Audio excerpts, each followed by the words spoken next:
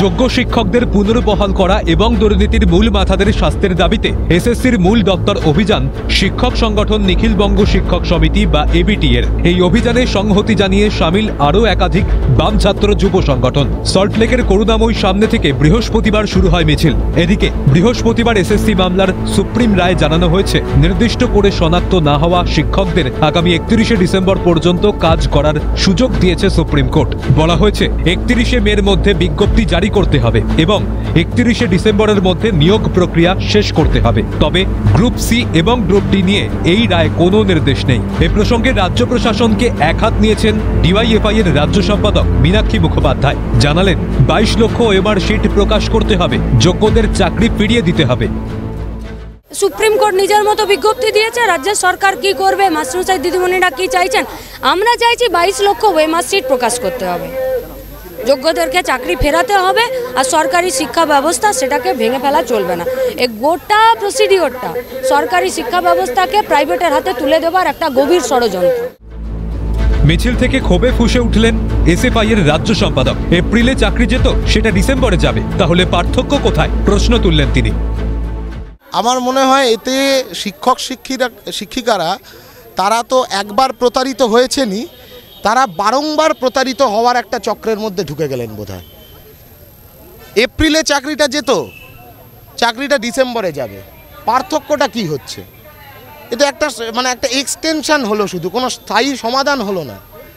22 লক্ষ OMR sheet কোথায়? এর স্থায়ী সমাধানের জন্য তো ওই ওএমআর শিটগুলো পাবলিক ডোমেনে আসতে হবে। প্রশাসন অযোগ্য, এসএসসি অযোগ্য, এসএসসি দুর্নীতি করবে, সরকার দুর্নীতি করবে, তৃণমূলের নেতামন্ত্রীরা নিজেদের পকেট ভরাবে। তার জন্য শিক্ষক শিক্ষিকাদেরকে বারংবার নিজেদের জীবনে নিজেদের যোগ্যতার প্রমাণ দিয়ে যেতে হবে। এটা কোনোদিন সম্ভব? এটা কোনোদিন হয়? এই সুপ্রিম রায় সন্তোষজনক নয় বলে দাবি করছেন নিখিল বঙ্গ শিক্ষক সমিতির সাধারণ সম্পাদক সুকুমার পাই। আমরা মনে করি যারা যোগ্য, সরকার যদি সেগ্রিগেশন করে তালিকা দিত তাহলে তাদের পরীক্ষায় বসতে হতো না।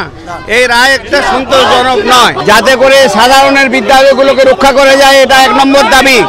দ্বিতীয় নম্বর হচ্ছে ওই 26,000 যাদের চাকরি চলে গেছে, তাদের মধ্যে যারা যোগ্য শিক্ষক, তাদের হকের চাকরি ফিরিয়ে দিতে হবে। আর এই প্রক্রিয়ার সঙ্গে যারা যুক্ত ছিল, নিয়োগ প্রক্রিয়ার সাথে মন্ত্রী, ছাত্রী এবং আধিকারিক, তাদের উপযুক্ত শাস্তি দিতে হবে এবং 22 লক্ষ ছেলে মেয়ের ওএমআর শিট সেটা প্রদান করতে হবে। এই 4টা দাবি নিয়ে আমরা এসএসসি চেয়ারম্যানের কাছে। মিছিল এসএসসি ভবনের কাছাকাছি পৌঁছতেই পুলিশি বাধার সম্মুখীন হলে বাড়ে উত্তেজনা। শুরু হয় পুলিশের সঙ্গে ধস্তাধস্তি। ধুন্ধুমার পরিস্থিতি তৈরি হয় এলাকায়। পুলিশের ভূমিকা নিয়ে প্রশ্ন তুললেন আন্দোলনকারীরা। পুলিশ কখন কি করে বোঝা খুব মুশকিল। কোথাও পুলিশ নিষ্ক্রিয়, কোথাও পুলিশ অতি সক্রিয়। যেখানে ঝামেলা ঝঞ্ঝাট হচ্ছে সেখানে থামানোর জন্য পুলিশকে যতটা করা হতে হয় পুলিশ হতে পারছে না।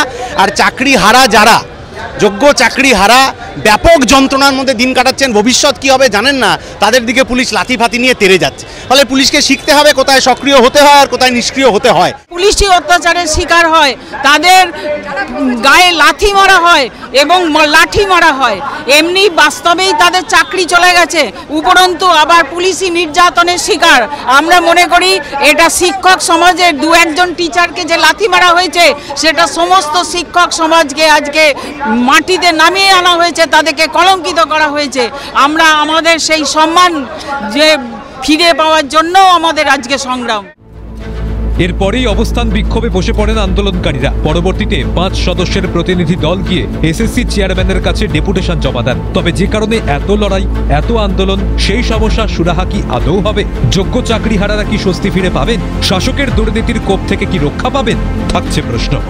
ক্যামেরায় সোনাই দাস ও সায়ন্তন চক্রবর্তীর সঙ্গে সৌভিক গিরি, দীপাঞ্জনা সাউ দত্ত, শুভদীপ মান্নার রিপোর্ট, ক্যালকাটা নিউজ।